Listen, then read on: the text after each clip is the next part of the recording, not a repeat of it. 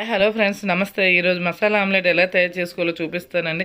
కావాల్సిన పదార్థాలు: ఆనియన్స్, కారం, ఉప్పు, ధనియాల పొడి, జీలకర్ర పొడి, గరం మసాలా, పాలు, కరివేపాకు, పచ్చిమిర్చి, సాల్ట్, గుడ్లు. ముందుగా గుడ్లను తీసుకొని పగలగొట్టుకోవాలి. వాటిని బాగా బీట్ చేసుకోండి. బీట్ చేసుకోవడం వల్ల ఆమ్లెట్ కూడా ఫ్లఫీగా చాలా బాగా వస్తుంది. తర్వాత అవి బాగా బీట్ చేసుకున్నాక మనం ముందుగా తీసి పెట్టుకున్న ఆనియన్స్, పచ్చిమిర్చి, కారం, కరివేపాకు, ధనియాల పొడి, జీలకర్ర పొడి, గరం మసాలా, కారం, పాలు వీటన్నిటిని కూడా వేసుకోండి. పాలు వేసుకోవడం వల్ల కూడా ఆమ్లెట్ చాలా టేస్ట్ ఉంటుంది. కాబట్టి కొంచెం పాలు కూడా వేసుకోండి. వీటన్నిటిని కూడా బాగా బీట్ చేసుకోవాలి.